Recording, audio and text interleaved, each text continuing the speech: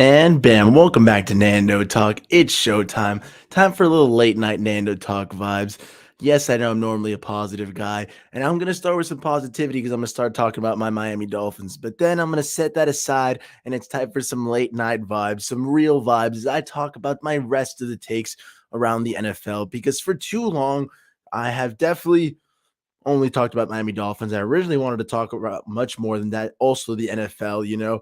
So we're going to talk a little bit of Dolphins, but then we're going to hit some other takes, like my favorite one where I think that Russell Wilson is bad since 2015 and the rest of the league is just caught on. I'll talk little bit about some running backs for cheap, maybe a little bit of quarterback sitting year one and whatever just pops up in my brain. But I don't want to talk about too much about the Dolphins besides the beginning. So if you want to fast forward that and hit the rest of the NFL, that's fine too. But it's Dolphins in the first half, and then it's regular football takes in the second half because it's time to shine and let you guys know that I'm not just about the fans and the positivity stuff. I'm also got more in the tank and more football takes as it goes. But guys, for the Miami Dolphins, we're going to win. We're going to win on Sunday. It's going to be a good time in Detroit.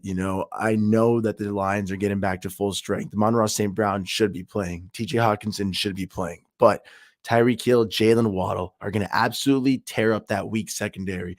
The Lions do not have a good defense by any stretch. Yes, they have an offense that can put up some points at times, but when it comes to defense, a no-can-do'sville. It's not happening. I need our offense to put up points, get after it. Can we run the ball? Please, please, please, Raheem Mostert, let's do it. If not, let's pass it, air it out, let our weapons take care of it. Jalen Waddle, Tyreek Hill, please, 10 and 17, light it up. Let's ride. Okay. But honestly, I'm down. I'm talking regular football, guys. So without further ado, this is where the other random football takes start to happen. Russell Wilson is bad. I've been saying this since the 2015 Super Bowl loss. He's been dead to me, okay, since he lost to Tom Brady, man. Grand Azir, what is up? If the Finns lose, I'll definitely go on a rant. The Detroit Lions are 1-5. I don't believe that they're even in the close to the same ballpark of the same talent as the Miami Dolphins. If we're supposed to be this playoff contender and they're supposed to be this team that's struggling to find its identity, I will, as positive as I am, I will definitely vent a little bit about my Miami Dolphins, but I'll always ended up with a little positive swing. Grand Azir, you know how I ride, man. The Miami Dolphins can never hold me down too hard, man.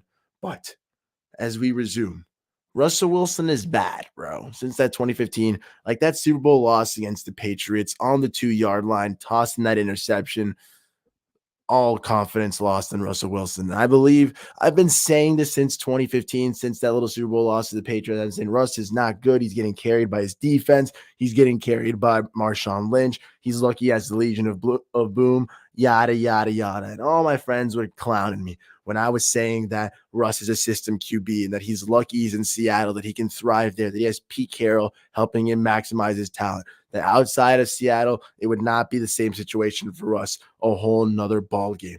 And I was laughed and ridiculed. And finally, when Russell Wilson asked for a trade, I scoffed at him. And I said, look, guys, classic Russ, blaming the team when it's his play that needs to be elevated. And they said, whoa, whoa, whoa. This team sucks. It can't be won with. It can't be done. They're not good. Blah, blah, blah. All this jazz. And then what ends up happening? What ends up happening? Boom. Russ goes to the Broncos. They sell him for so many first round picks, so much capital. I think it's 2 first rounders, like 2 second rounders, Drew Lock, Shelby Harris. They gave up Noah Font, young D linemen, like promising tight end. And for what? So that the Broncos could be this mediocre team in the AFC West, struggling to find an identity, so that Russ can blame little hamstring injuries for his performance and do high knees and the freaking in his little plane on the way to London. This is who Russell Wilson has always been, a corny little weird guy who masked his football deficiencies by the random scrambling lucky play, randomly tossing it up, lobbing it up, and getting some nice connection, and then relying on that uber strong defense and that great run game. And it looked like he was going to do it again. They were going to give him all the excuses in Denver and say, oh, he just has to gel, he has to work, blah, blah, blah. Russell Wilson was supposed to be considered a top 10 quarterback easily. Some even were considering him to be ready for the top 5 season. But it's been far cry from that. Okay. I think Seattle's actually happy they have Geno Smith. It's working out for them and they've got picks loaded up for the future. And Geno's not doing half bad, you know. Yeah, rusted Wilson, man. It's rusted wilt son. Like this, all this guy does is rust and wilt. It's kind of crazy. The mojo has not been there since he's lost Marshawn Lynch. It's crazy how has his career progressed. He should have gotten better, should have gotten stronger with age, with poise, getting better as a quarterback, maturing as a player. And on the flip side, it seems like he's just he just kept relying on those little magic plays, spinning around, whoop-de-doo, and hoping for a lucky touchdown at DK to Tyler Lockett. And it looked like he was going to do that again in Denver with Jerry Jeudy, Jerry Jeudy, Cortland Sutton, KJ Hamler, a talented receiving core in its own right, Javonte Williams, a budding running back, and an elite defense in Denver.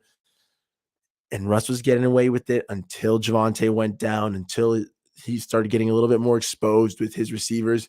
It was not pretty for us, and it's still not been pretty. There was even arguments that Brett Ripien, I'm not saying he played better than Russ, but it's not like it was that much worse.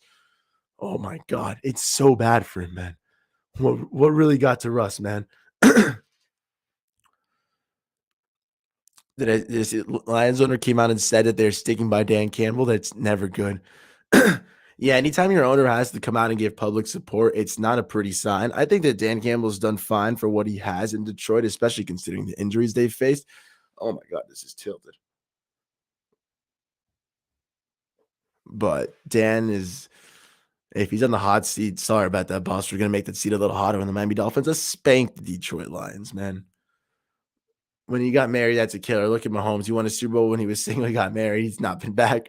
Hey, man, there could be talks that Russ had more time to think. I just think he's really weird, man. All this little unlimited crap, all this little talk, his little commercials, his attitude, his mentality. You saw what happened with Marshawn Lynch and Richard Sherman talking about the fact that Russell Wilson doesn't even share his phone number with his teammates. He has them go through his manager if they want to contact him. Russ is a weird dude. I don't vibe with it at all. I'm a big Russ hater, and I'm not gonna lie. I've been taking a little victory lap this year, watching him struggle with the Broncos. Finally, I've had my own buddies text me, "Damn, Nando, I thought you were an idiot for so many years, and you were. It turns out you were right, man. Such a good feeling." And like, I don't generally like to take negative takes, negative laps with the Miami Dolphins. And that's what this video is kind of about. I do it with the rest of the league. I hate on Russell Wilson so hard. You look at that Super Bowl that he got to 2013. He had Legion of Boom, one of the greatest defenses of all time. Marshawn Lynch, who at that moment was one of the best running backs in the league, who's hard, physical running back. That style really complemented that Seattle defense. You were beating them on defense. You were beating them up on offense. You were just creating pressure on both sides, grinding them down into a pulp. And Seattle loved that. That was their identity. It was not Russell Wilson. He was not that guy. And when they did ask him to be that guy again in that Super Bowl in 2015, he chokes it away. Okay, Tom Brady threw 2 interceptions. He was turning the ball over. Those were times the Seattle defense was doing everything they could for Russ. And what does he do at the end? Throws a pick. You saw Sherman's disgusted face. It's not a quarterback. That's not a leader. Screw Russ. Hey, it's not working in Denver, and I couldn't be happier, honestly. Oh, as a person, man, he's phenomenal. My thing was I was so frustrated. Like, there was all this talk of in that 2015 that Russell Wilson was a top 3, top 5 quarterback, up and coming. He was going to be the next great. I was a big Aaron Rodgers guy at the time. He beats Rodgers in that crazy, one of the luckiest games I've ever seen. And to me, that was the real eye opener. Wow, all Russ does is luck. That Packers game should have been a Packers win. They should go on to the Super Bowl, but instead, Seattle has such an improbable comeback. Okay. Yeah, the call might have been on the OC, but hey, who didn't execute it? That was on Russ. Russ did not execute it. More maybe a better quarterback would have said, hey, coach, we got to give it to Marshawn. He's the guy. He's the guy, you know. And Russ is a good guy. He's a good person, and you can't hate on who he is off the field and what he does for the community and for the children. But I was lied to and said that this guy was going to be a top 3 quarterback, top 3 player. And then I had to watch him lose to Tom Brady with my Patriots fans around me laughing and grinning. And it just further cemented this disdain I have for Russell Wilson. And I'll admit, at first in 2015, it looked like I was just full of smoke, just saying, wow, Russ is bad. No way in hell, Fernando. You're an idiot. But as the years have gone on, I was so entrenched that, oh my God.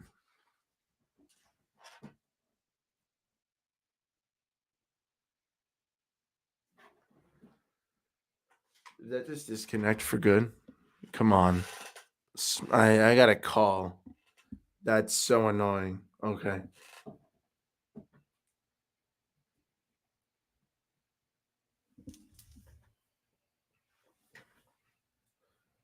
I'm streaming. Of course, my message isn't working.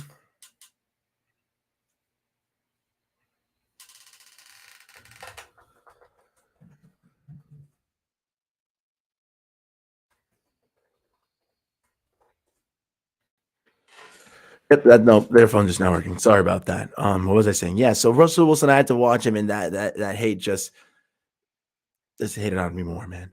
Yeah, no, people just calling me, checking in on me. That's the only problem I've noticed with this continuity thing with my on my camera.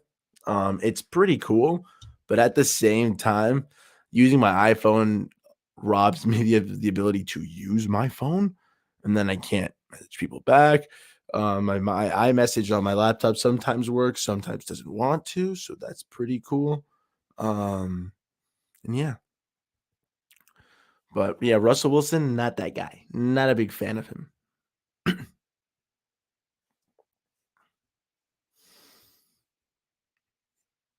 Hey man, we're good to vibe, bro. We don't always have to go out, man. Sometimes it's time to grind, man. I was just vibing at home. I just finished some work, and then I was, gonna take a nice chill pill. Gonna either watch some TV, maybe do my own thing. But then I was like, you know what? Why don't I just hop on the stream, bro? Have a good time, just talk some football, man. I always talk to Miami Dolphins, as you can see. I'm a bit of a Miami Dolphin fan, but at the same time, I'm here. I'm a fan of the NFL as well. So there's always some time to talk, man. Hey man, if it's that important, they'd call again. That's I've been a big believer. If you call me once and I don't answer and you don't call me again, it really wasn't that important. My biggest pet peeve of all time, and I guess we'll talk about that as a random Nando thought. Um, let me pull up that banner. Yeah, random Nando thought. One of my biggest pet peeves is when someone calls me and then doesn't actually, and then they text me, "Hey, call me back. I need to talk to you." And then I'm like, "About what? Call me." And it's like, dude, okay, I'm gonna call you obviously because you're telling me to, but can you at least give me a heads up? Can you tell me what we're gonna talk about? Nothing frustrates me more than someone who responds enough to say that they want to have a conversation, but does not tell me what the conversation is about. Oh my God. If you leave me on that open-ended question, just won't answer you. I just won't call you back. I'm sorry. That's how Nando operates. That's how I've always operated. And yeah, my anxiety over your response any day of the week, papa. But we're all good to go right now. We're still talking some football vibes, guys. What can of worms do I want to open next? Hmm.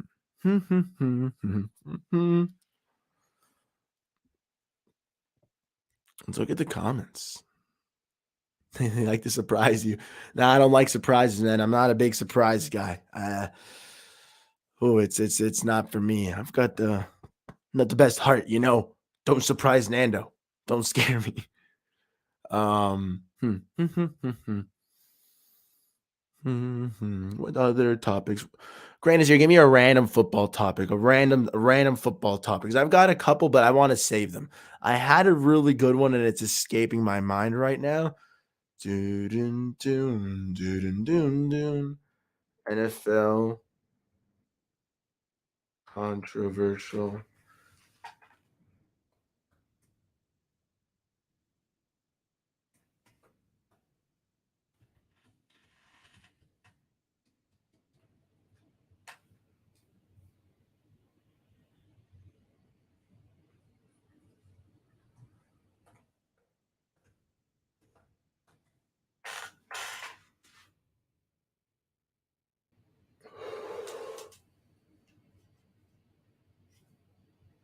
Hmm.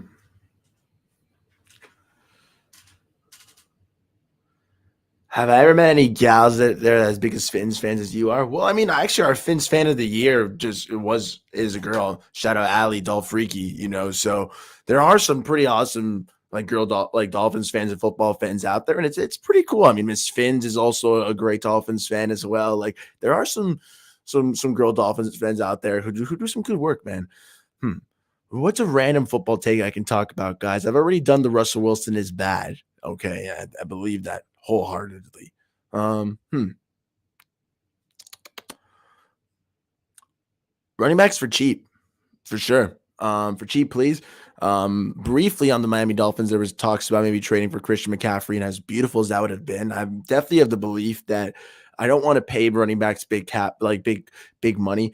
It's a position that seems to get really grounded down in the NFL. They get sent into the ground with all those workloads, all those carries. If you give a running back consistently 300 plus carries a season, it's not good for their health and it's not good for them long term.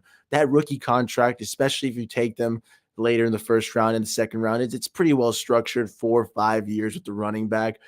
If you can maybe franchise tag him or convince him to take a shorter deal, you're good to go. But once you start paying them that big money, honestly, it's not looking too hot. You look at guys like Christian McCaffrey, they get paid well and then they start to fall off as their body just can't handle an NFL workload. You look at like even a guy like Derrick Henry who's held on for so long like now, but then he's got a metal plate in his foot. It's not looking like he can sustain this level of success. Okay. Frank Gores don't come every so often. You can't always be the inconvenient truth. You can't always rush until you're 35 years old. Running backs do have a shorter shelf life, especially in the NFL. You're starting to see more of them just start to go down just faster, man. It's pretty much of a shame. I'd love to be able to pay guys, but look at Zeke. Look at Derrick Henry, you look at Christian McCaffrey. He doesn't look pretty for the long-term success. Blake, I love this. I'm 1,000% going to talk about the Brady's Rodgers debate. Um, After I finish this running backs, that's the next topic. We love that. Thanks for tuning into the show. We're doing random football takes right now, guys, because I love the Miami Dolphins, but I also love talking about the NFL. It's late night. I'm vibing right now on this Friday evening. Thank you for tuning in, and we're doing right now. Appreciate that, Kaja Jack. I hope I said that correctly. I appreciate that. Thank you. It's always a pleasure. And thanks for tuning in. Thank you for spending time with here on the Nando Talk. I hope this new camera thing is working out pretty well for you guys as well. I think it looks really cool. You can appreciate everything a little bit more clearly. But yeah, guys, Blake, I'm definitely going to talk about that end of Brady and Rodgers because it's looking like it's that time, guys. Unfortunately, oh my God. But running backs, yeah, you can't pay them for that long term. In an ideal world, you get your running back 3 years, and then in that fourth year, you draft another guy. You use your veteran running back in that kind of committee. As you get your new rookie running back in, you get him in fresh, and then the next 2 3 years, you use him, run him to the ground, and you keep repeating this cycle, never paying a running back. From a football point of view, it kind of sucks as football players. Like I am sorry for running backs. What used to be one of the premier positions in the NFL. If you had a workhorse running back, you were considered that team. You look at the Barry Sanders and the Walter Paytons of old, the Ed Dickersons, like the Emmitt Smiths. Like it's different. Nowadays, it's not the same with the NFL running backs. You've got to really run this committee approach. It's one of the reasons why on paper, I was really happy that the Miami Dolphins were going to run Raheem Mostert, Chase Edmonds, splash a little Myles Gaskin, Savon Ahmed, because we could use lightning, and keep our running backs fresh and healthy for the long term. Now, Raheem Mostert seems to be the only viable running back for the Miami Dolphins out of that. So it doesn't always work. But when you get it right, like look what San Francisco's done in the years past. You can just circulate running backs, whoever they may be, and then just get some work done and get the yards and churn them out. It does help to have two elite running backs like in Cleveland when they have Nick Chubb and Kareem Hunt, but even them, they're trying to trade away Kareem Hunt because they know running backs, there's other positions you can fill in. The Panthers, they're keeping DJ Moore, they're keeping Brian Burns, they're trading away Christian McCaffrey. Little things like that, just the running back is just not a sustainable time, man. But I love this topic. Is this the end for Brady's and Rodgers? One of the reasons why I love it is because look, I'm young, so for any football fans older than me, I'm sure this might impact them in a little different way, but or maybe even more intensely. But that might just be my opinion. But for me, it's when Brady and Rodgers retire, Yeah, Matt Ryan will probably be yes. When Brady and Rodgers retire, Matt Ryan will probably be the last guy, and let's face it, if he gets benched this year, he's probably gonna retire at the end of this year. All the quarterbacks that I have, for example, have grown up watching, the Peyton Mannings, the Tom Brady's, Eli Manning, Ben Roethlisberger, Philip Rivers, they're all Drew Brees, they're all gone. Okay. And they've all retired. They're all in the booth now. They're getting ready to coach. They're doing their thing. Even the burnout QBs, I don't know, they burnout. I almost call Donovan McNabb a burnout, Michael Vick a burnout. But you know what I'm saying? Like the guys who, well, I almost said not make their mark in the NFL history, but Vick and McNabb for sure will make their mark in the NFL history. You know what I'm talking about? That lower tier of quarterbacks, the guys who weren't the NFL greats. Okay, Vick aside, you know what I'm talking about? Like Rodgers, Brady, Big Ben, Eli Manning, Peyton Manning, Drew Brees. These guys will be remembered for lifetimes, for generations. Okay. They're almost all gone. And Brady and Rodgers are the last two. And it's a shame to see them become mortal, Blake, because it does look like it is becoming the end. No longer can you sit there and look at a schedule and go, it's a tough game, but it's Tom Brady, it's Aaron Rodgers. Like, look at this Bills game. No longer are you looking at this and saying, well, the Bills, Packers, it looks tough. Bills are a better team, but hey, the Packers got Aaron Rodgers. You're kind of still saying that because Aaron Rodgers, you got to believe he can still pull it out of the tank any given Sunday, but it's not this unrelenting faith anymore. I don't always believe that Rodgers is going to get it out of that tank. Those crazy Hail Marys, maybe it's not there. Yes, the receivers aren't exactly helping him when you've got Romeo Dobbs, who's just dropping things left and right. You had the injuries to Randall Cobb, Sammy Watkins all season long. You don't exactly have weapons to spare for Aaron Rodgers, but it does seem to be like it is dialing down to be the end. I hope to see him be able to pull it out longer, but he is becoming mortal. Brady, it's a little bit more intense because he's 45 years old. He's a little older, but it does seem to be the end for him as well. He should have stayed retired, guys. It's not looking pretty for him. It was what 21-3 versus the 21-3 versus the Panthers, who were reeling after trading away everyone.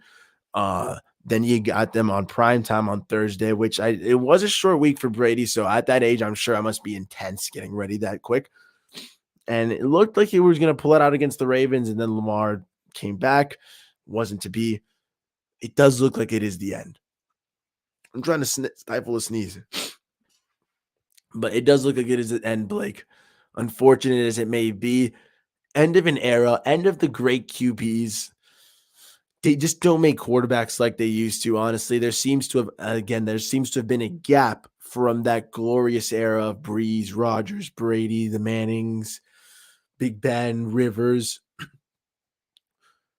wild quarterbacks, and they're gone. Yes, we have Burrow, we have Herbert. Hopefully, we have Tua coming in that. Josh Allen for sure. Mahomes, obviously. Jalen Hurts is looking to get in that category. But when it comes to guys who I know are first ballot Hall of Famers, I don't see a single one in the NFL right now except for Patrick Mahomes. And it's crazy to say, we were told this was going to be the golden era of passing. And you can also argue that right now the NFL has a quarterback problem. There doesn't always seem to be quarterbacks who meet up that par that was in the early 2000s, early 2010s. Now quarterbacks, they got to step it up. And I hope that the QB play in the league elevates, because when Rodgers and Brady leaves, it's going to tear me apart, bro. And I'm sure that other football fans have gone through these eras, these up and downs in passing football. But for me, it's massive, man. It's massive, massive, massive. Vikes won.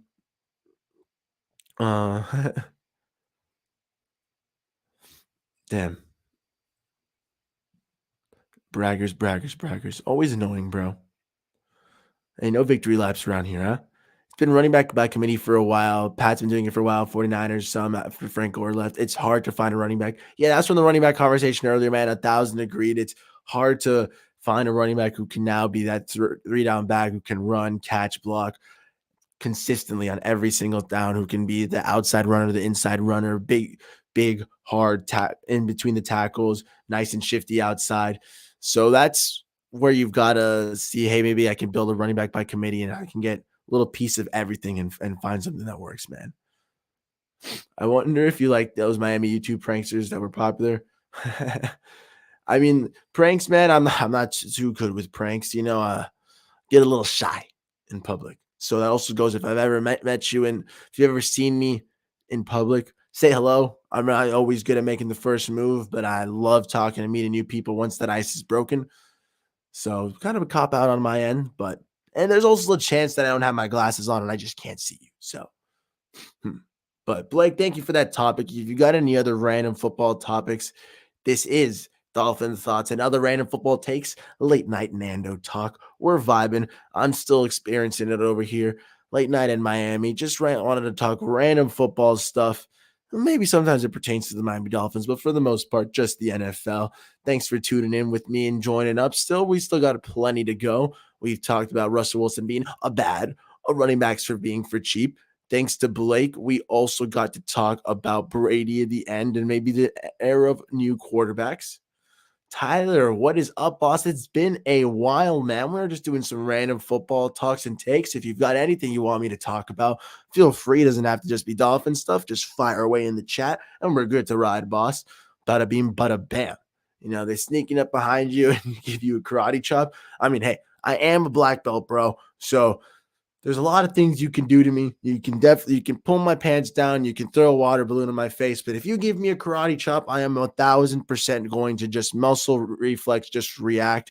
Black belt in Taekwondo, second degree, second dan. Let's ride, baby. So let's talk about it. Definitely don't karate chop me. Oh, that was the comment. I should have pulled that up. Give it a little relevance to the thought, but hey, we're doing a fine here still on the Nando Talk. Tyler, like I said, Grant is here. Everyone in the chat. If you got anything to talk about for football, let's let it ride. I'm moving around right now, just random football topics. But bada bing, bada bam, bam, bam. I believe quarterbacks should sit their first year in the NFL. Now, I understand that for most cases that when a quarterback gets taken in the first round, it's particular when it's pretty high, you can't really sit there and say, well, okay, we won one game last year. We were playing a nobody. Let's say we were playing Brian Hoyer or something like that, the McCowns, the Hoyers of the world. Let's not play Bryce Young, Trevor Lawrence, Cam Newton, Andrew Luck, all these first overall picks. I understand, as a team, you might need to play when you're in that situation. But if you can help it, I truly believe that quarterbacks should sit in the first year as long as possible. Now, obviously, when there's injuries that happen and they're forced to play, that's a different story. But even those first couple weeks on the bench are invaluable to learning the NFL, getting that game speed, watching from the sidelines, and being able to understand what it takes to coordinate an NFL offense, to get down the field, to understand when to survive plays, when to take what the defense gives you, when to risk it for the biscuit. All these things to learn from the sideline behind a strong veteran. Beautiful. I have always loved the idea and the concept of a bridge quarterback signing a competent backup who understands his role in the team is to not only play and guide the team to wins that year, but to also mentor and foster the growth of a quarterback of the future. Now, I understand that's a little picky for some veterans. The Titans are trying it right now, not with a first rounder, but they do have Ryan Tannehill there, who they know is maybe not their quarterback of forever, but their quarterback of now. And it has been pretty decent for right now, and he's still right there. Jersey flipped, but Tanny's still right there. And they got Malik Willis. And right now they're trying to rest him and they're trying to give him that year to sit. And I think that for a guy, especially you think about it, came out of Liberty, not necessarily the NFL competition, giving him that year to sit and acclimate to the NFL, get used to the game speed, marvelous for his development, and doesn't destroy his confidence because too early, you put out rookie quarterbacks out there, they get let up and it's never the same. Look at Nathan Peterson, man. Who knows? Maybe he still would have thrown interceptions if he had been thrown into the fire later. But if you'd given him more time before putting him out there, he doesn't go out there and throw pick after pick after pick after pick and then subsequently ruin his NFL career. The more you give NFL quarterbacks time to sit, it works out. Like I said, the Titans are doing it this year. The Falcons are doing it this year with Mariota and Desmond Ridder. It works out in most cases. The Dolphins try to do it. The Chargers try to do it. There was injuries, there was other situations to contend with, and the Chargers ended up playing up Herbert. We ended up playing up Tua. Mixed results. Sometimes it works, sometimes it doesn't. But sitting your quarterback for the most part does work. You look at when the Chiefs sat Patrick Mahomes for the year. They let Andy Reid let Alex Smith take the reins, play some QB, and they got to the playoffs. They let Patrick Mahomes play that last week of the NFL, Week 17, let him get some reps in, and he was able to show, oh, I've made this massive development coming out of Texas Tech. He was a little raw, and he was able to develop those necessary skills to be a starting NFL quarterback. And I truly believe that did wonders for his development and allowed him to be the player he is today. And Mahomes himself credits a lot of his success to learning from Andy Reid and from Alex Smith that year. It's an awesome thing to be able to do for a rookie. It is a luxury in the NFL, but it works out, man. It's a fun time. I do believe that quarterbacks should get that year to rest. It's only fair to them. Look at Skylar Thompson. I believe that if you let Skylar if you let Skylar develop from the sidelines and watch out. This is a guy with potential, who's a great leader, good voice in the locker room. If he can put it all together, at Kansas State, he wasn't exactly facing NFL competition all the time. If you can pull it all together and get used to it, he can have a long-term success in the NFL, whether it be a long-term backup, whether it be a spot starter, whether it be a full-time starter. Those times, those reps from the sidelines, from the bench, with the second team, with the first team occasionally, those will do wonders for his progression and for most rookie quarterbacks in general. Look at Aaron Rodgers. The longer you sit him, he sat for 3 years and he became absolutely golden for the Packers, ready to swing. Tom Brady even had 1 year to rest, and then he 1 year on the sidelines. Think of it almost as like a red shirt year. And then he came out for the Patriots and he was balling for them. That rest works. Tyler's got a question, so we've got to talk, man. Seems like a lot of teams have injuries been piling up. Seems a lot of teams have injuries piling up. You think things have to change for the health of players in preseason start to prevent all these? Hmm.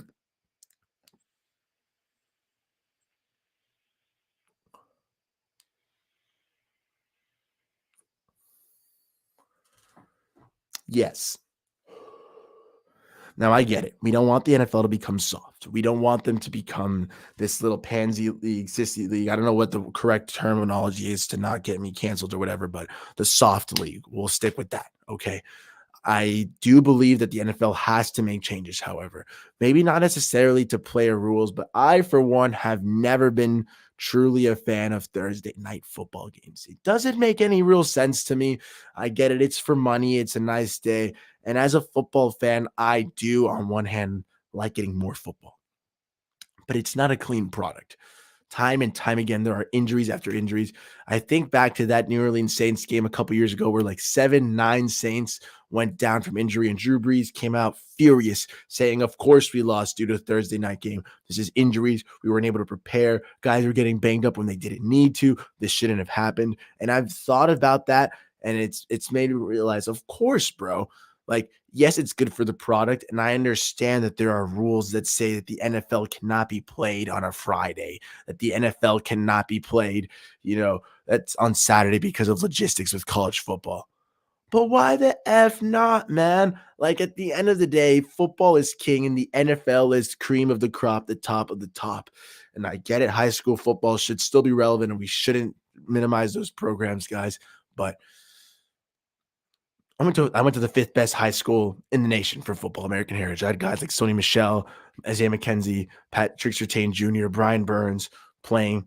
And I would go to football games, of course, but I would choose an NFL game in a heartbeat. And I guess that is kind of the problem. People would ditch high school football, but the NFL safety comes first, guys. There's absolutely no reasons why a guy like Josh Allen, who said, hey, I didn't feel comfortable after the Miami game until Friday. I didn't feel full recovered. And the Dolphins were playing on Thursday and Tua got injured. And that sucks, man.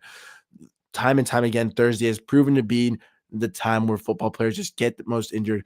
The most of the time, the games are sloppy and cruddy anyways because teams don't have enough time to prepare anyways because they know they're going to get injured. So they sacrifice preparation for health, which they totally should do. But then if you're giving me a cruddy product, if players are still getting hurt, then what are we doing and what am I watching? You know what I'm saying? Like, what is the point? Hmm. But dangarang. 1,000%, Tyler. I think things need to be changed. There's little things that the NFL can do to improve the season quality. For example, if you move the schedule a week back, um, if you move the schedule a week back from the current NFL start date, Super Bowl weekend falls on President's Day weekend, and then it's a long weekend guaranteed. No work on Monday. Better for the experience. I guarantee you more people will watch the Super Bowl. Now, there seems to be no reason to arbitrarily move the season a week back. But if you added a second bye week to the NFL and you made it now instead of an 18-week schedule, a 19-week schedule, because there's two bye weeks, that would do wonders for the teams. Okay, you give them an early and a late game, a late week bye, and you made it so that no team plays Thursday night football unless they're coming off of a bye. So that way it's 10 days of rest instead of 4. That's beautiful. Then that's allowed to happen. Bada bing, bada bam. I'm all for it. Little things like that the NFL can do. And I truly believe, and I hope that this happens so I can clip this one day and Tyler will talk about that when that day comes. But if the NFL would implement a second bye week for teams and thus give an extra week to the NFL regular season, not only would it give the NFL teams more time to rest as there be an early season and a late season bye week, minimizing injuries, improving the quality of football. And then you can say, hey, now football teams that are playing on Thursday night will only play Thursday night if they are coming off of a bye week, and you can make it work and you can figure it out. NFL schedule makers, I have confidence in you. But you also then move back the postseason a week. You move it a little bit back so that way the Super Bowl falls on President's Day weekend, and then there's Monday, no school, no work. It's a federal holiday, and you're good to go.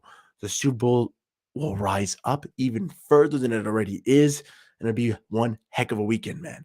I love to see that. Tyler, 1,000%. I think there has to be changes to prevent all this stuff. I already like what the NFL did for the preseason, trimming it to 3 weeks. I like that the Pro Bowl has been switched to a skills game because it was a cruddy product anyways. So there we go. Some changes have happened. So it needs to keep improving, not only for the product of the NFL, which I keep talking about from a business standpoint, because that's what the NFL is going to care about, but from the sake of these players as well. I want them healthy. I want them alive. So yes, please. Let's keep talking. Doon, doon, doon, doo, doo, doo, doo. What was the news with Xavier Howard? I didn't really understand the whole suit STD thing. Also, a great explanation. I agree. Thank you, bro. Yeah, I've actually done I used to do like in high school, bro. I used to do like little like speech and debate stuff. So I did but only like on football stuff, only on things I cared about. I would always choose sports topics. So I've done a little talk about like the NFL injuries things, and that takes has only grown. It's one of my oldest takes, and I love the idea of maybe that second bye week when the NFL already increased the a week to 18 weeks.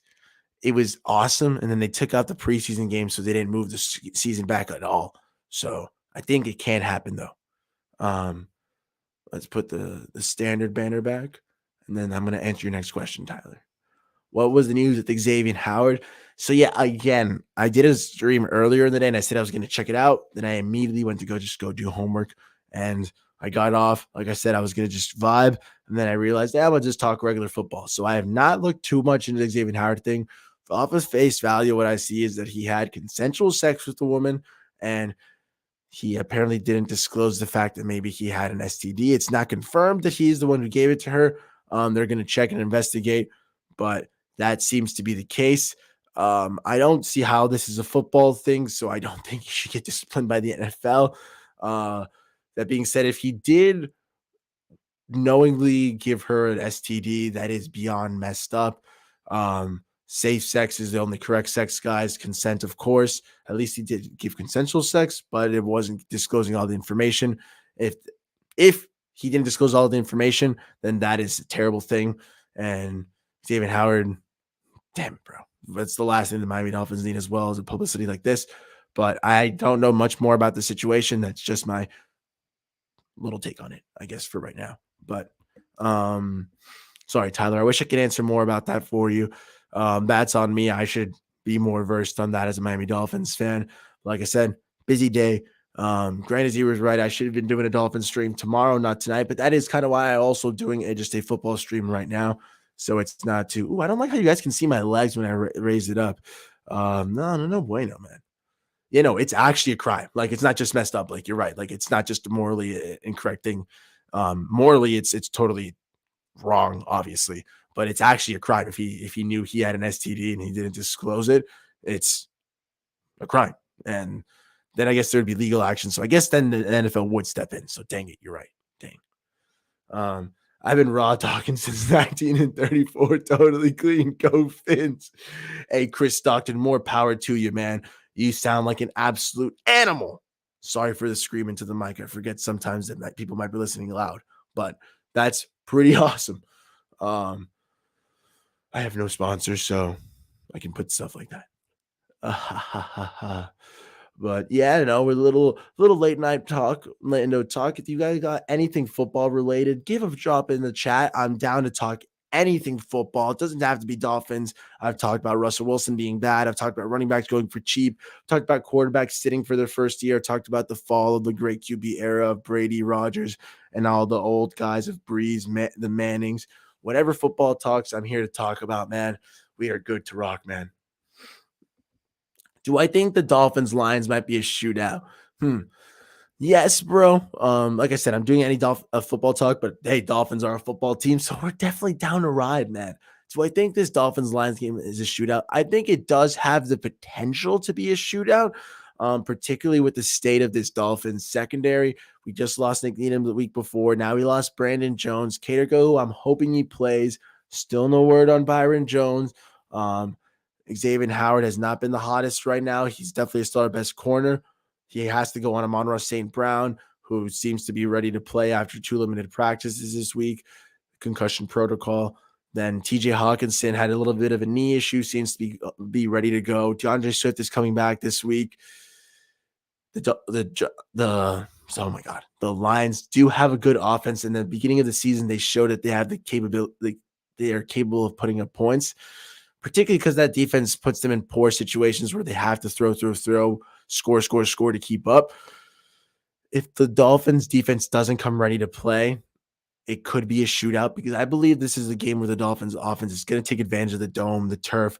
Jalen Waddle and Tyreek Hill are going to cook. Tua's going to feast, and hopefully Raheem Mostert's going to get his own work as well. But this Dolphins offense, I think, is going to put up points.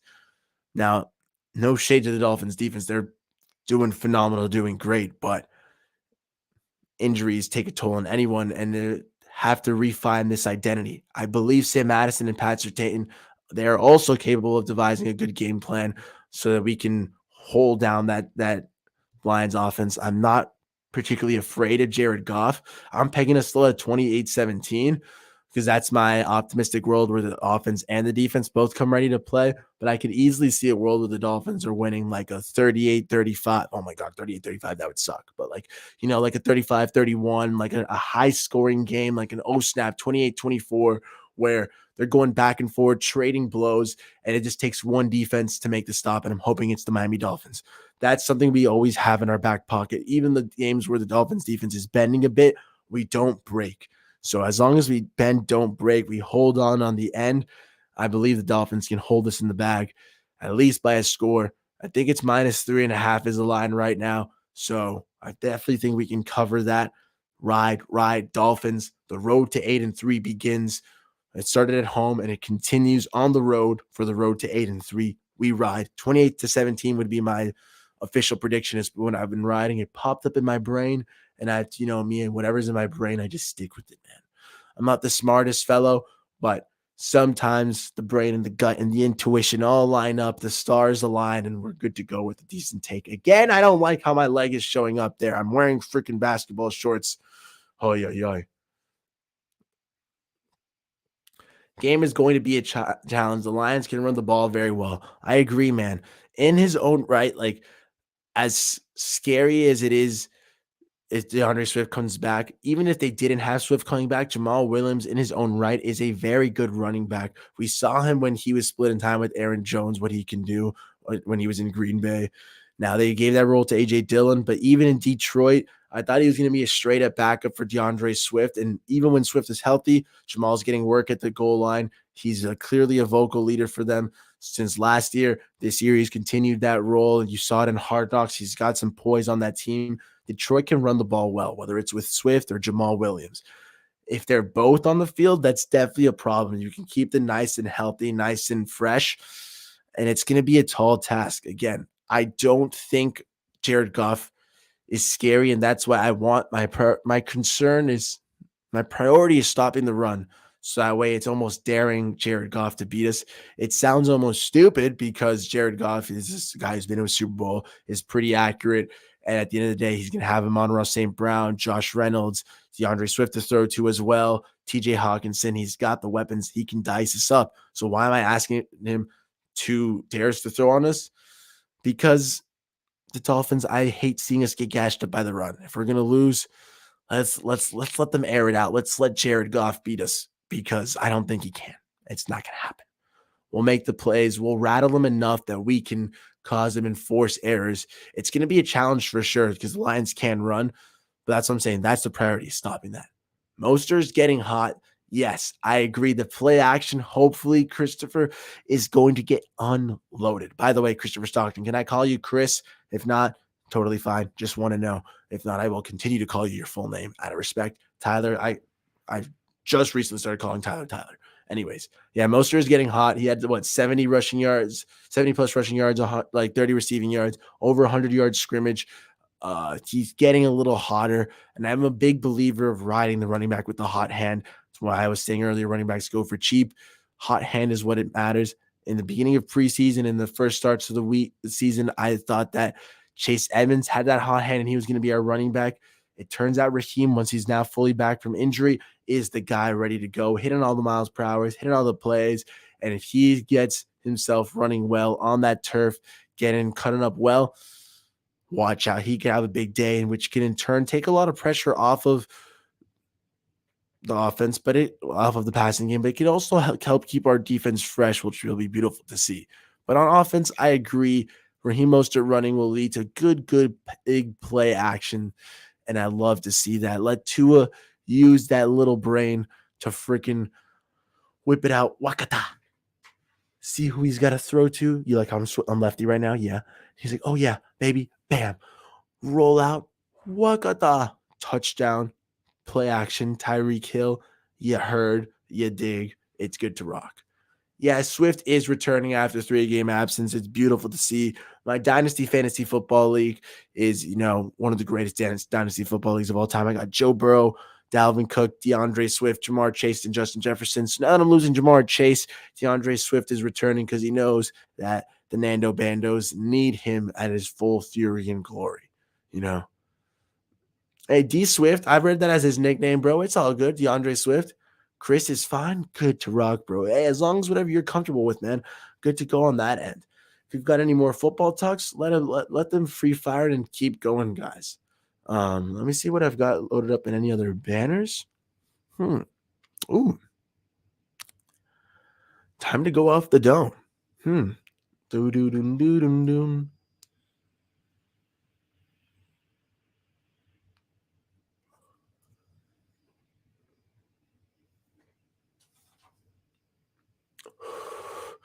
Dead air. Let's see if I've got any banners of old. This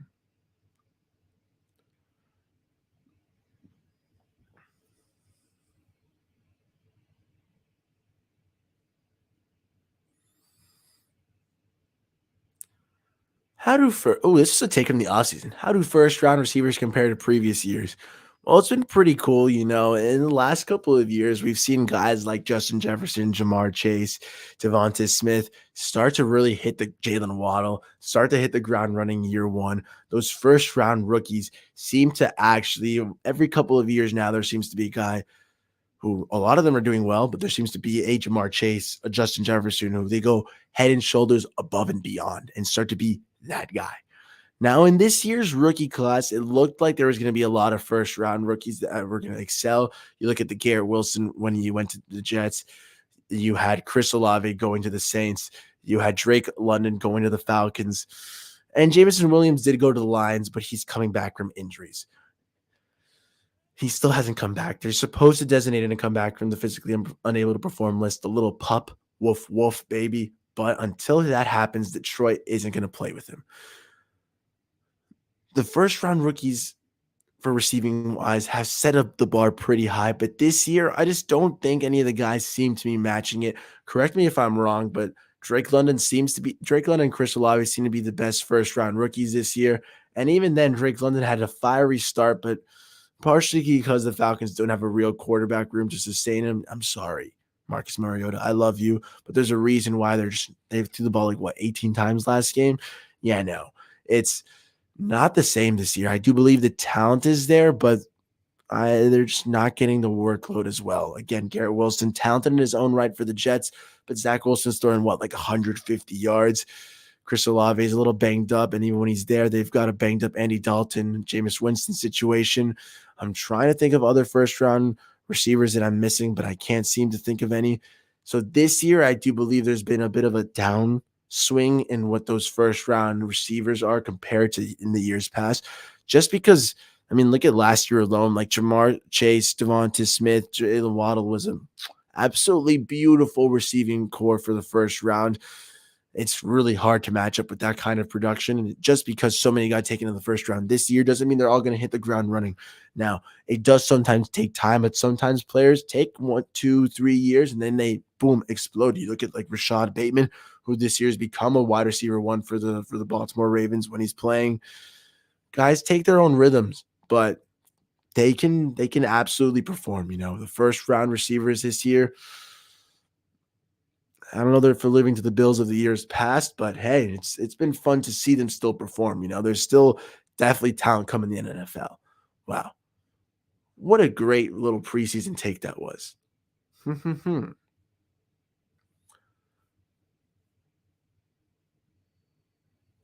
Wow. How much influence will Tyreek Hill have on Jalen Waddle's career? That's hilarious. That's definitely from an episode of Wild Past. For those who remember, June 7th, around the June era, at June time, I was talking about Tyreek Hill and Jalen Waddle being the best wide receiver wombo combo. And if that word ever gets coined, I want the credit to be here.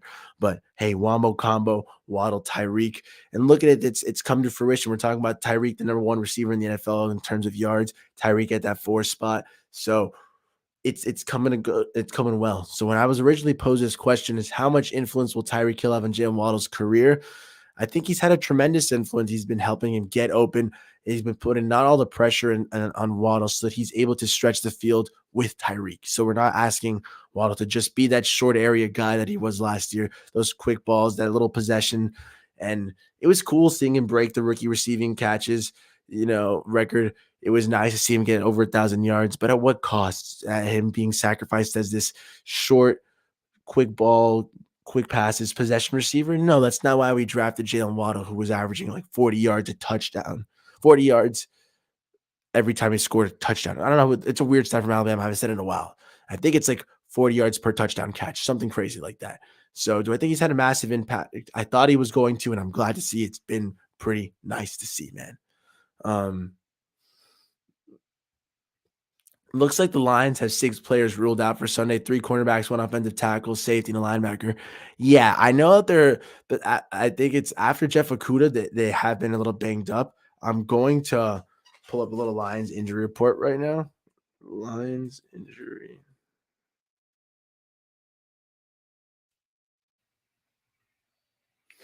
Dun, dun, dun, dun, dun, dun. All right. I'm blind right now, so it's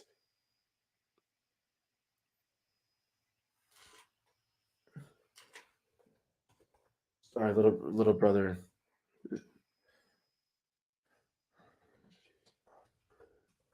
He's asking my mom's asleep. Been asleep. Told her a while ago. Um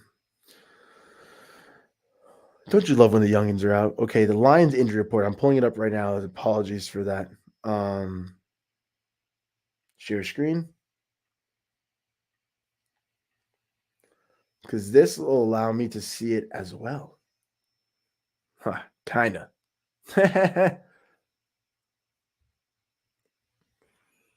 All right, guys. So Deshaun Elliott, safety, out. Charles Harris, out. Look, the Dolphins don't have to play a former Miami Dolphin. Love to see that because Charles, you were for us, so I'm glad I don't have to see you play. Positivity only extends for current Dolphins, not for former ones. Okay, Mike Hughes, corner, out. Chase Lucas, out. Ife Milinfonwu, out. You like that pronunciation. Matt Nelson, out. Jonah Jackson, questionable. Amon-Ra St. Brown, questionable. But limited practice is limited practice. Full practice probably means playing for Amon-Ra St. Brown as long as he clears protocol. Taylor Decker seems to be playing, as is Will Harris. So their secondary is quite banged up. You love to see that. I'm going to scroll down on that because Tyler, you said that there was more guys injured. Um, when is this even from? October 28th. So I don't even know what days. Oh, it is October 28th. So yeah, that's pretty accurate right there. So guys, it's looking like their secondary is quite banged up, and you love to see that. Um, yeah, I like that too, Chris. And I'm going to answer this trade thing in a second. But for right now, if the Lions are this banged up, guys, bada bing, bada bam. Oh, I had the wrong button.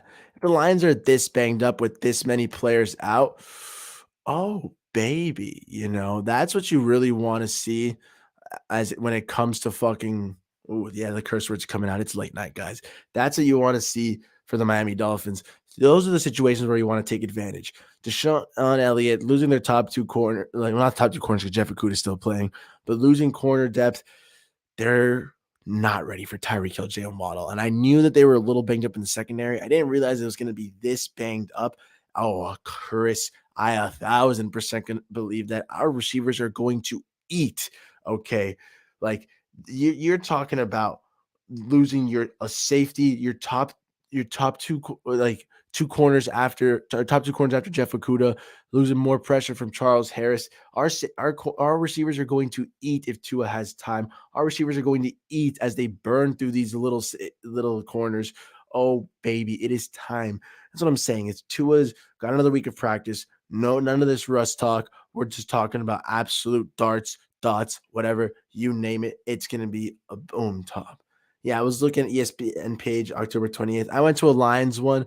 The linebacker, I think you're talking about Charles Harris.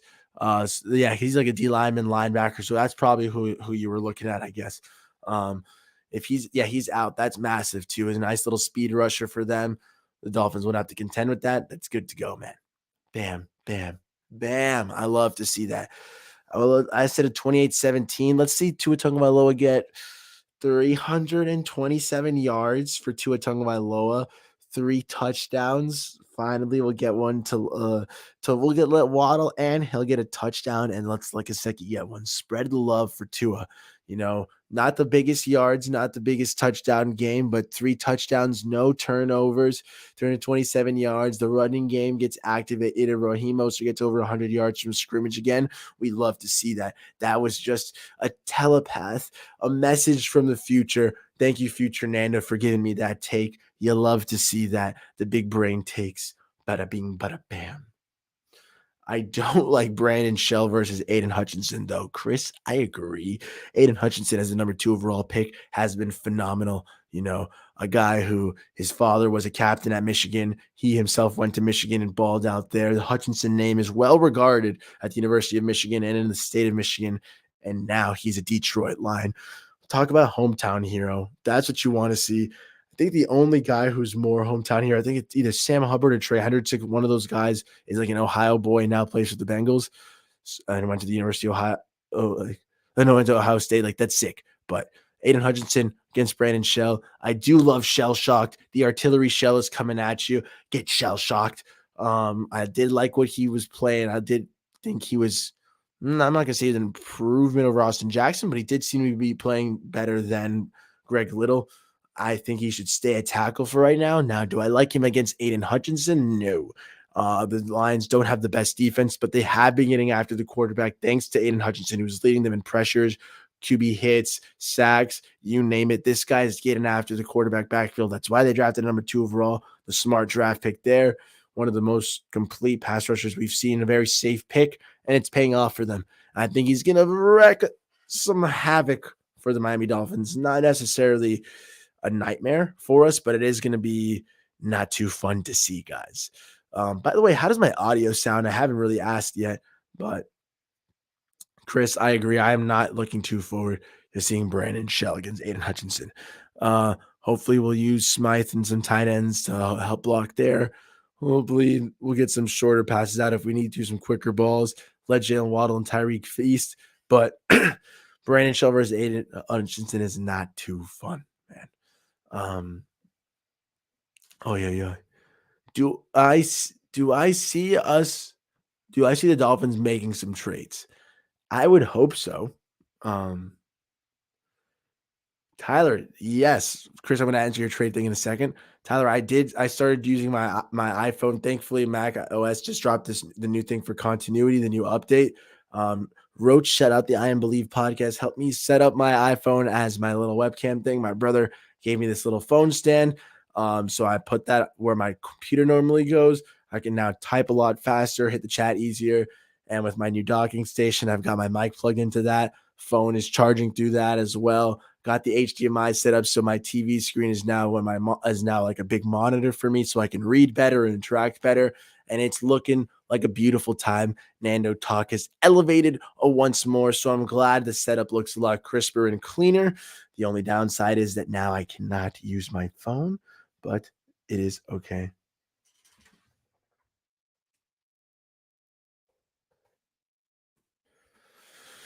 Oh, I'm not gonna dox where my brother is, but you keep having fun, little brother. He's out and about right now. He's actually enjoying Miami. Uh, the ripe old age of 16. But hey, we ride. Bada beam, bada bam. So, yes, thank you for enjoying the new setup. Back to Chris's question, though. Do I believe the Dolphins are going to make some trades? I'll pose that question with another question. Would you rather see us trade for an offensive lineman or for some secondary help? Because I believe that the Dolphins should probably make some trades if we believe we're contending. You look at the Jets, they lost a running back and they immediately, bam, they got James Robinson for cheap, 6th rounder for him, and they were able to supplement that running back room. Now, I believe the Dolphins are in a similar situation where we should be playing for the right now without sacrificing too much future, obviously, because we do some first rounders, some second rounders are helpful. But if we can move some later round picks, some third, fourth, maybe even some 6th or 7th rounders for some quality depth, for maybe some cornerback help, for maybe some safety help, that would be beautiful. Okay. Because I don't think we're going to get some starting offensive lineman quality for cheap. Now, if we're talking about trading Mike Gesicki, again, I don't know who's trading a starting offensive lineman for a tight end. So then we're having to trade like sorry, we're going to trade like a tight end and picks for maybe a center who's a starter. If we could trade for a decent center, that'd be beautiful because then we can move Connor Williams back to his natural position at left guard. And addition by addition, make our offensive line so much stronger. Now you'd have Teron Armstead, Connor Williams, new center, Robert Hunt, and either Brandon Shell, Austin Jackson when he returns. Much stronger offensive line. A new center does absolute wonders, but it's the question of who can we realistically get. I would love to see that. Now, I believe that we'll probably get someone on defense. Maybe trade Cedric Wilson. I'm not too sure if we will, but think about it. Maybe linebacker. There's been talks about Roquan Smith all offseason pairing us up with him. That'd be a lot. We'd have to probably pay him down the line too. Give a lot of draft picks, but that's one of the best linebackers in the league. If I can get Roquan Smith, I'm doing that move in a heartbeat. Okay. Shaq Thompson would be pretty cool too from the Panthers. They've been making a lot of moves. He is a Panthers captain, so it's a little tough, but I would love that. Okay. I actually think that Shaq Thompson would be absolutely choice there. Um, I've actually I made a little edit in the event that we do trade for Shaq Thompson.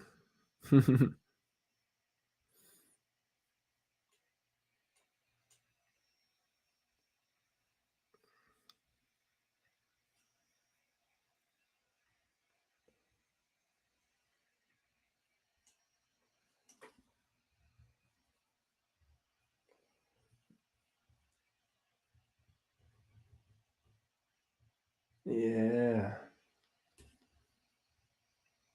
I just made it on my Canva real quick, but it was just like a little edit. It was pretty cool, If Shaq Thompson would be a new Shaq in Miami. He is a captain though, so I don't see that being too feasible for the Miami Dolphins. At the end of the day, Panthers do have to have some standards. But if we could trade for a linebacker like that, a true veteran who is a true middle linebacker, I would absolutely love that. Would allow Jerome Baker to just work more to his strengths. Duke Riley is a fine player in his own right, but again, almost like a running back by committee. Right now, we have this linebacker by committee without a true linebacker. Shaq Thompson would be a total difference maker. I'm not too much sure how much capital we have to give up for a 29-year-old, 30-year-old dude, but hey, that'd be a nice time. Secondary wise, I would love to move for a corner or a safety. Maybe at that point, we're signing someone if there's someone on the free agency. If not, we're trading for maybe nothing too crazy because I do believe we've got young talent in the room. But that's something I'm going to defer to Sam Madison and Pat Surtain. Whatever they see is fit for the secondary, I'm going to trust them wholeheartedly. If there's a lot of questions about some, not over here, but there's questions by others about the Dolphins coaching staff. I think that everyone's doing fine and it's a little too early to tell. But if there's one group that's doing a phenomenal job without question, it's our secondary staff right now. Patrick Tain, Sam Madison have proven that they are calling next man up. It was sad, like I keep saying, sad to see Troy Williams, Mackenzie Alexander go down, but it birthed Kader Kohu and his development and his rise to Dolphins stardom. So I'd love to see that. Hope the kid is ready to play week 8 against the Lions. Sam, Pat, whatever these guys have, whatever these cats are cooking up with, I'm ready to go with. If they want to make a trade, swing for the fences, bring someone else, that'd probably spell the doom of Byron Jones. But hey, I'm with it. I'm down for some Dolphins trades on the defense or the offensive line. Yeah, Connor may be a better center than guard TBH. It's the little high snaps still bother me. It's something I've got to watch a little bit better, maybe on film. But he was pretty nasty as a guard, man. Like I get it. There's some holding as well, but I'd have to believe that his natural position might fit him better at least. I feel like Sherfield is way more involved in Cedric Wilson. I wonder why. So when Trent Sherfield was brought over, he was the first signing as the Mike McDaniel signing. There was a clear role for him. Then we brought in Cedric Wilson, and the thought was, okay, we're gonna have Jalen Waddle to be our wide receiver 1, and Cedric Wilson's gonna be our 2. When he left Dallas, it was because he was tired of being a wide receiver 3 or 4, and he wanted to be a true wide receiver 2 at least. Obviously, everyone thinks they could be wide receiver 1, but he wanted to at least start as a 2. So then it starts. Offseason keeps progressing, and we get Tyreek Hill, and obviously all game plans go out the window. Jalen Waddle goes from a 1 to a 2. Tyreek Hill's a new 1, new focal point on offense, and Cedric Wilson is supposed to slide to 3. Only now it seems like they were saying, hey, whoa, whoa, whoa. Trent Sherfield got signed here because he's the perfect wide receiver 3 for my offense. Cedric Wilson maybe doesn't fit the role Mike McDaniels thought he would, and Mike McDaniel's just not playing him as a wide receiver 3, which is quite odd. I thought he'd be there. Maybe it's just that Trent Sherfield has outplayed him for the role, but whatever it be, Surehand Sherfield has cemented a great definitive role on this Miami team, and it's something to keep an eye on.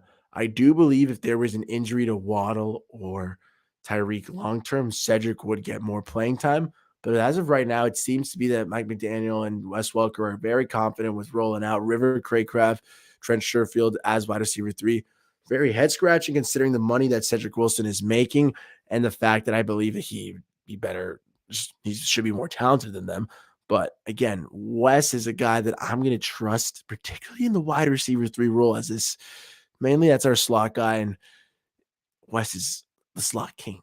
So if someone who can handle it, I am the slot machine king. Wes is the slot receiver king. So we'll let it rock on that end, man. I gotta head out, Nando. Yo, I appreciate you, Tyler, for tuning into the show. You enjoy. Have a good night, man. We're good to vibe.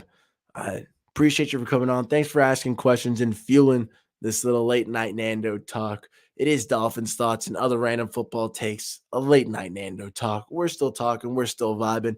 I'm telling you, I can go for hours off of random football, random stuff. This brain can keep a chugging, chugging, chugging. You know, There's gonna even be talks as Nando. Why are you using this? Why are you using these Dolphins colors on random talks? But look at that, we're going back and forth. So obviously, I'm gonna put some Dolphins colors there as well, guys. Can't wait to see the Dolphins in December. Hey, Dolphins. Yeah, I think you're. Yeah, you said you live by the Chargers. So hey, if you go to that Dolphins Chargers game, that'll be sick. I think I got that correct. If I'm if I was wrong, I do apologize about that. But hey, thanks for tuning in, boss man. If anyone's got any more football questions, keeping them a firing away. This is the Dolphins thoughts, another random football takes, a late night Nando talk. We're still vibing. This could be a new segment because I do love talking random NFL, but I do also love talking about the Dolphins. So keep it nice and fresh. We're already going an hour 10 strong, and I'm a chugging. I'm still vibing. It's 2:40 in the morning, and I could care less, man. We're good to go. So far, we've talked about Russ being bad, some quarterbacks retiring, running backs, a lot of stuff. But I've seen a lot of fans wanting another running back in Miami. I don't get it. We need defense. I agree, Chris. I talked about it earlier when, from a viewpoint of, I don't believe teams should really make crazy moves for running backs because they're kind of a dime a dozen. And particularly, we've seen so many. Like, why would I trade a first round pick for a running back? Like, again, I think the Christian McCaffrey move to the 49ers for a second round pick and a couple other pieces is interesting. You know, as long as you give a first round pick, it's not too much. But I wouldn't have wanted that for Miami. Like I would have rather keep those picks next year. We can either maybe if we're gonna use that much capital, draft a guy like Bijan Robinson. If we're not, let's snipe a running back later that Mike McDaniel has his eye on. But we need defense. You're 1,000% right. Like we need offensive line and defense before we need another running back. Raheem Mostert has been hot. Chase Edmonds, Miles Gaskin, it'd be a little scary to watch them head our backfield. But as for right now, I'm okay with Raheem and the boys. I need offensive line or defense if we are making a trade. If we're talking about a running back just falls in our lap, that's one thing. If Antonio Gibson can come over for a sixth round pick or something, seventh round pick, sure, let's let it rock there. But aside from that, I don't particularly think the Dolphins should be aiming at a running back as the priority move. I think it's more of a splashy move. I think that's more, no, I'm not trying to judge anyone's fandom, but there are some fans who like the more flashy offensive signings. Defense and offensive line aren't always the flashiest, but hey, they're a little bit more useful than spending a first round pick on a running back right now. So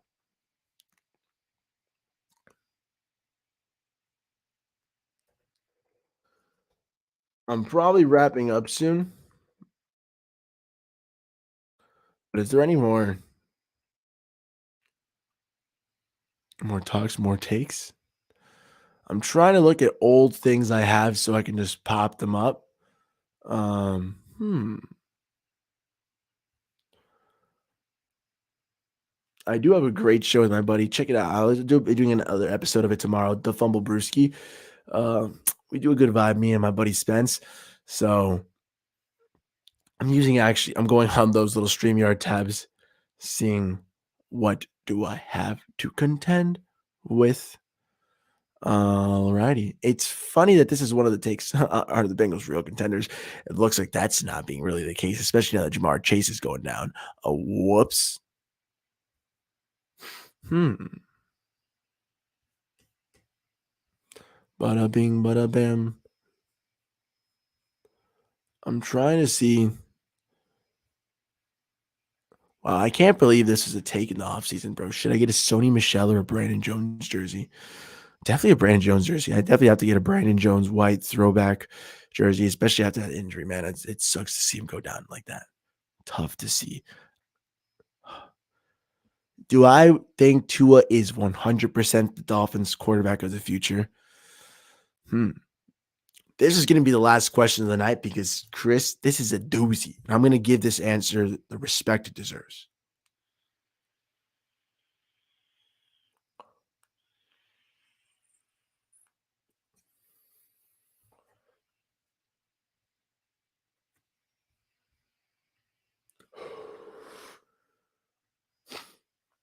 Do I believe that Tua is the Dolphins quarterback of the future?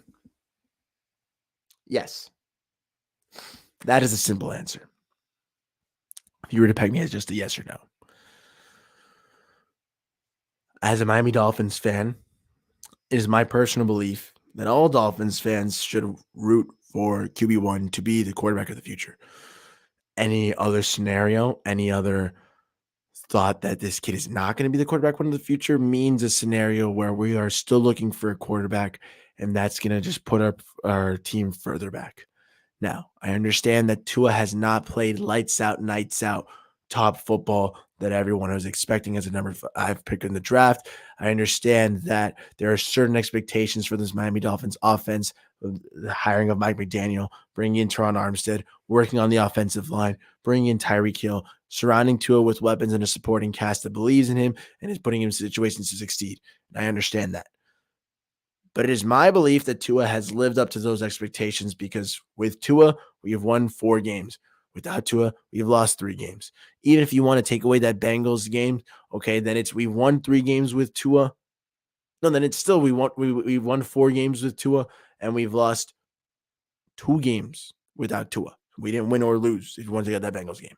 But does it have to perform better? Of course. Do I want to see more yards? Do I want to see more touchdowns? Sure. But at the end of the day, wins are what matter most in the NFL to me. I get it. There's this belief that, there's talks of you want everyone wants the Justin Herbert, the Josh Allens. That's cool and all. But aside from Josh Allen, Justin Herbert's never made the playoffs. Justin Herbert hasn't done anything for me in the NFL besides put up flashy numbers and just lose, lose, lose.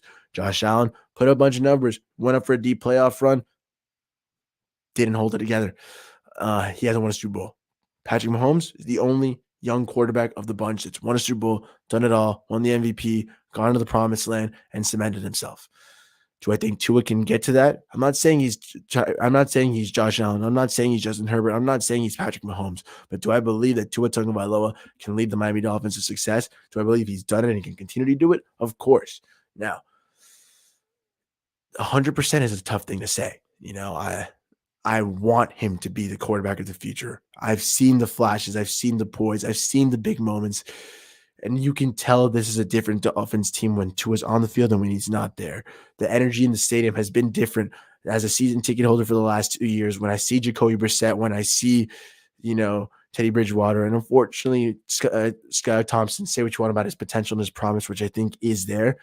The energy is also different when him. When those 3 guys are in there, when Tua is not there, you can tell that QB1, it's different, man. When he comes back, the energy is there. You see the guys dancing, they're vibing, they're enjoying themselves at practice because the captain QB1 is back. And that's what I believe is the most important quality in a franchise QB and a quarterback one. Gelling with the team at that moment, because that's all that matters. Some people talk about system quarterbacks, sure. And I just talked and made fun about Russell Wilson and about only working in Seattle at that given moment with that crazy defense and that strong run game. But if Tua were to replicate that, I would eat my words. I wouldn't care because the Super Bowl is a Super Bowl. Win is a win. I truly do believe that. Now, you might call that a mediocre mentality. You might call that a flimsy fan, whatever it may be. But I truly believe that as long as the Miami Dolphins are winning games, that Tua is this quarterback that we need to keep riding. That, yes, you might have a problem with the fact that I'm not saying you, Chris. I'm saying that people might have the problem with the fact that Tua has to have all the weapons around him. He has to have all the pieces around him for things to work. He has to have the offensive line having a great performance. He has to have the weapons being open because he doesn't like to throw to contested balls. You have to have the smart play calls by the coaching staff. All these things. But what quarterback doesn't? When you see Justin Herbert start to do poor, the first excuse starts to be, oh, he doesn't have the weapons around him, which is a valid excuse. When Mahomes was looking shoddy last year, it was, oh, well, the offensive line is banged up. All understandable things because football is not just on the quarterback. I wish it were so. We love to say that the quarterback is the most important position on the field because it is, and quarterback should be the captain because they are the most important position. But is it the end all be all? No. Quarterback, it goes so much more beyond that. And that's why wins aren't a QB stat because it goes for the team.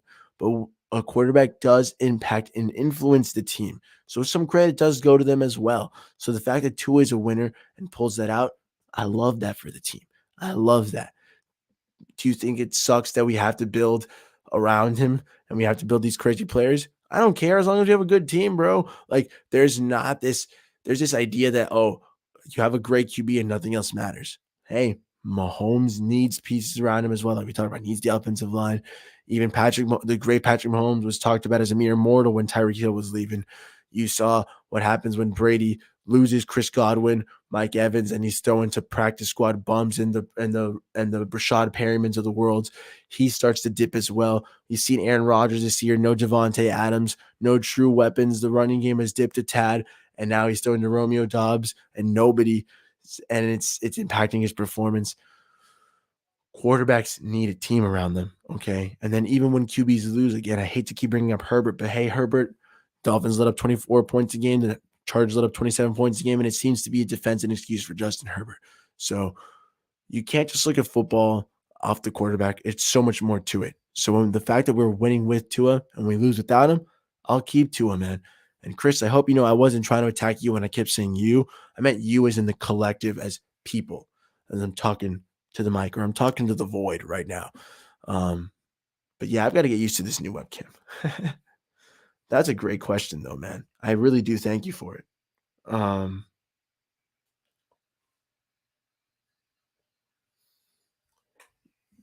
but I hope that answered your question. I do believe Tua should be the quarterback of the future. I believe he's had a pretty good season so far. Health needs to obviously be the number one concern for Tua. I need to see him continue to stay on the field. I obviously need to see him continue to perform better and be consistent. There has to be more games where he plays to a certain level. I'm not going to say take over because, again, I don't think that's a reasonable situation. Like some people try to compare Tua to Josh Allen, Patrick Mahomes, Lamar Jackson. He's none of those guys. He's Tua Tagovailoa. Like we never drafted Tua with the thought of, oh yeah, Tua runs as fast as Lamar. Oh yeah, Tua is as big as Josh. Oh yeah, Tua is as strong as Patrick Mahomes with the weird throw angles. No, we drafted Tua because of his accuracy. We drafted Tua because of what he brings to the table as the intangibles, that it factor. And that's why it's hard to quantify what he does when we win because that's who he is. He's that it guy, that it factor. And I'll take that as a wins are wins, you know. We'll ride with Tua, man. I want to see a better team around him. I want to continue to see this kid grow, but I'm never going to say that Tua has to take over for him to be that guy. As long as Tua, like I said, I closed my eyes and I projected 327 yards, 3 touchdowns, win over the Lions with no turnovers. The most important stat for me is no turnovers, minimizing those turnovers, and we win the game. You keep the defense fresh, you keep them nice, you give them good field position, you put them in positions to succeed, and we'll be good to rock. I truly believe that this Dolphins team can do well with Tua. Want to know what's another good part about your quarterback not being the elite best part about your team? And you don't have to truly pay him that much. And in a world where it's looking like you're paying quarterbacks 50, $60 million now, more and more money guaranteed as well. If we're paying Tua 30 million, 40 million, we're paying him 20 million less than his peers in Joe Burrow and Justin Herbert. Oh my God, that'd be a beautiful time where the Dolphins can use that extra money, the extra 20 million, 10 million, 5 million that we save on Tua can be used for other players and other areas of weaknesses that the Miami Dolphins do have because we're not a perfect team. Okay. This notion that last year we would have been a quarterback away is ridiculous. Oh my God. 4-3. We're good to rock. Bam, bam, bam, bam. Does anyone have any more questions, whether it's Dolphins related, whether it's football related? We're here to answer them all. You know, I am getting a little sleepy, but also a little thirsty. How did I go from 3 water bottles to 0? Ill-prepared Nando. If you're still watching so far, I assume you're already a fan of the show, but if you're watching afterwards, please like, drop a comment, subscribe. That'd be awesome. We're still trying to grow, almost on the road to 450 subscribers. We're doing this daily now. We're getting more consistent with the streaming, and it's going to go better, guys. I truly wholeheartedly believe that the Nano Talk is going to keep growing. The setup is a lot better now, and I'm glad. I'm proud of it. Gives me a little bit more pride that the mic looks a little bit more legit, even though it's a little old. The camera looks a little bit better, even though it is my phone. Hey, we're humble. We're good to go. We're here to grow. We're here to learn. And thanks to you guys. You guys gave me a platform, a voice to be able to talk, give some football, give my takes. And I think this is going to become a segment now for me. I'm going to start doing some football talk for sure, but I'm going to hop on at least once, twice a week and just give late night football takes to just random stuff. I'm going to keep this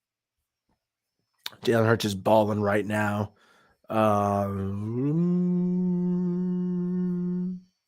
Lamar. What am I saying? And then, yeah, that puts it 8, you see. And then you get a little dicey. Some people might say Derek Carr, Kirk Cousins. It really starts depending on where your poison starts to go down. Matt Stafford's of the world. But I'm going to put Tua at 10. I think that's pretty good to rank him as. Like I said, maybe he'll never crack more than the top 10. Maybe he'll be a top 10, top 8 guy for his career. But if he can consistently do that, and we have a strong defense and a good running game and good weapons around him, and we're not losing games because of Tua, I'm taking that any day of the week. A top 10 quarterback is a filthy thing to have in the NFL, and you'll love to see that, guys.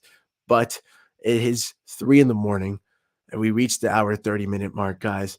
To the people who have been in the chat, who have been asked and helping me feed questions, guys, you have birthed a new segment, and I love this.